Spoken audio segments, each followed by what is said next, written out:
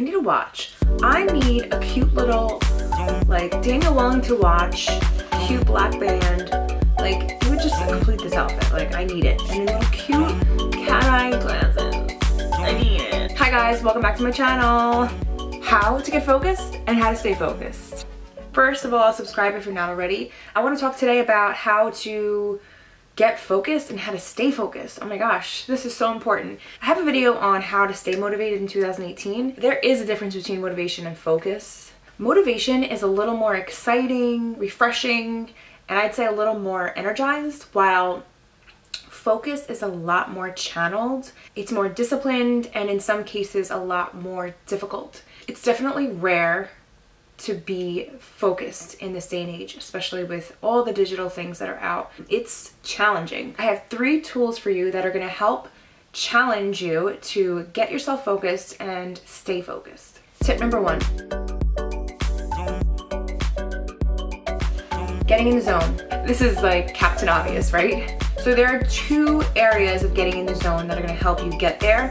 The first is knowing your distractions, and the second is getting into the place where you know you can do your best work. So the first one, distractions.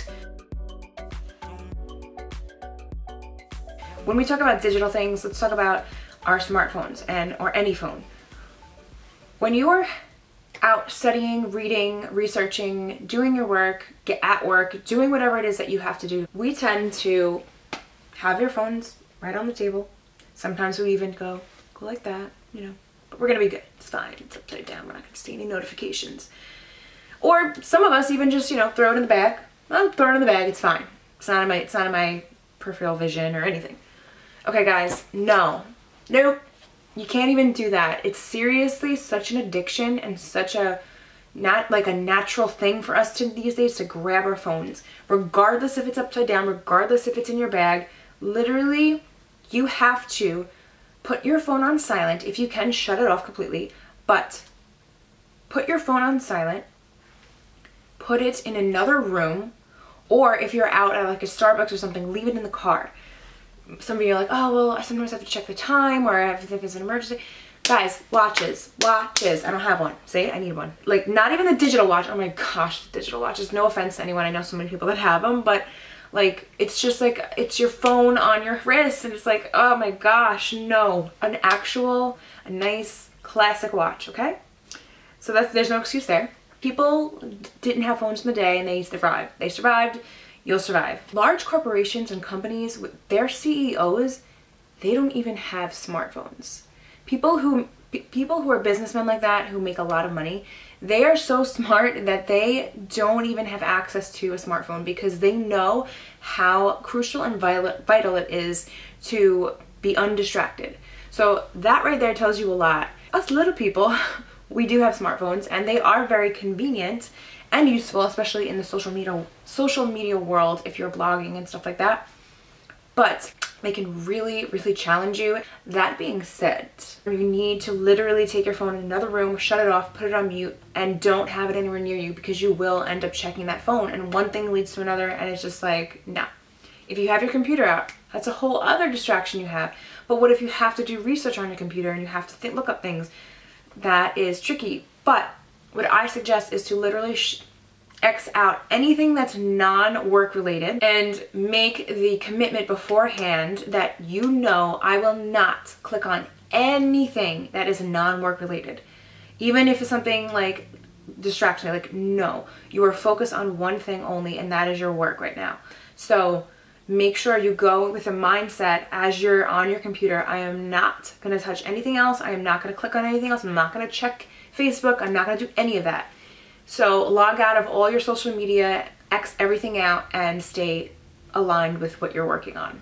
The second part to this is finding the place where you can be the most productive. For me, it's a clean, clear, and quiet space. That's a lot of people. But for some of you, you may like a little bit of that muffled noise, like a Starbucks where there's quiet like voices or coffee being brewed and a little bit of like music, and that's totally fine. You may do your best in that area, and you're out and about, so you know like you're there to work. That's fine. Wherever you're most productive, find out where it is. If you are home and you like to work from home, or you are at a desk, just make sure wherever your workspace is, like your counter, your table, your desktop, clean it up beforehand. Make sure there's nothing there except your books, your pens, your paper, and your laptop, whatever it is that you need. So you're just in the zone. Have a quiet, calm, tranquil place where you can really, really focus. Tool number 2, time. Some of us find it really challenging to do things in a certain amount of time. I know for my husband, every morning he struggles. For me, I've always been really good with like blocking out a certain amount of time to get a certain task done, and it doesn't click with him, and it doesn't click with some people.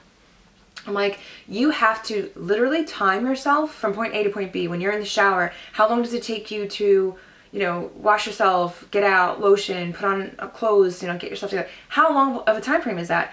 Once you find out, whenever you get up in the morning, go to the gym, read your newspaper, lounge, look at your social media, you know, like, set your clock and put on the timer for by 8:15, oh shoot, I gotta get this done because I gotta leave by 9 o'clock. Prioritize your day with what's important to what's least important. So if you have a project to work on, make sure you're getting the hard work done first, or the hard research done first, or the harder homework rather than like the easy stuff first, so that you're getting it out of the way, and it's like gets easier and easier over time. Some of us work a lot better under pressure. I know I do for whatever reason.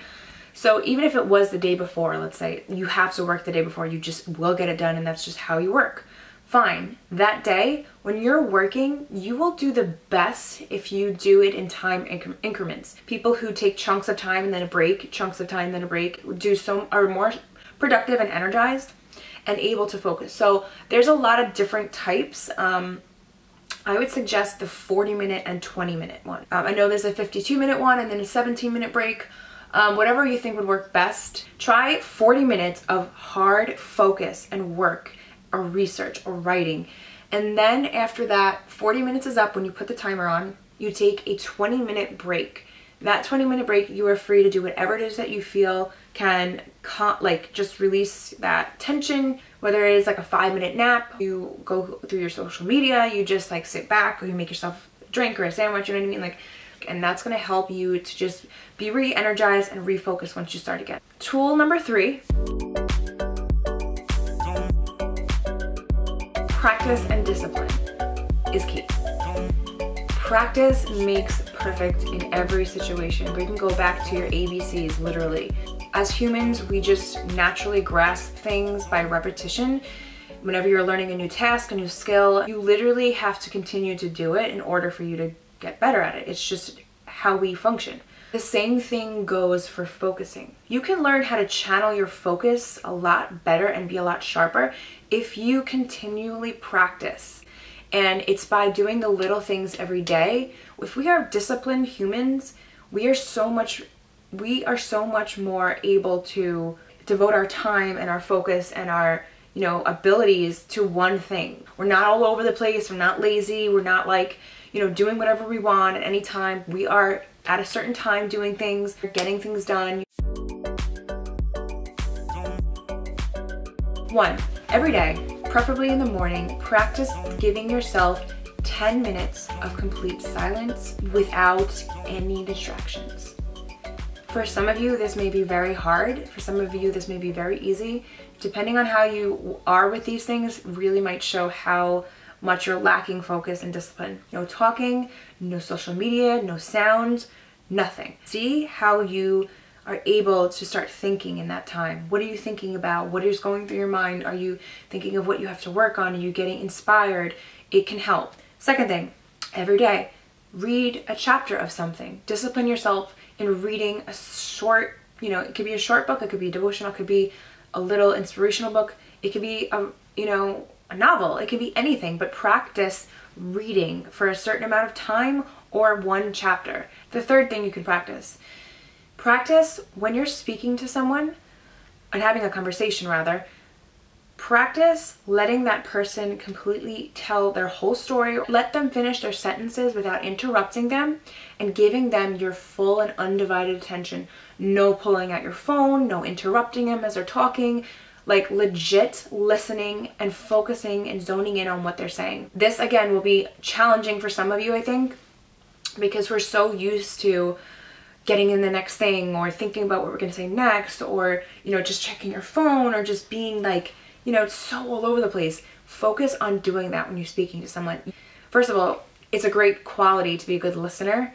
But secondly, you'll just develop skills to be more focused. And lastly, for getting up at a certain time every day, or getting up an hour earlier or half an hour earlier than you tend to do, and or making your bed every single morning. It just gives you something that you have to do every single day. I think that the repetition and discipline can really help you master what's important in your life. So that is what I came up with. These are some of my tips and tools, and sometimes you have to force yourself, and that's when this comes in. So I really hope this was motivating and helpful. If you have any tips yourself, then comment below. I would love to hear it. And if you're not subscribed, subscribe. Thank you so much for watching, and I'll see you in my next video. Ciao.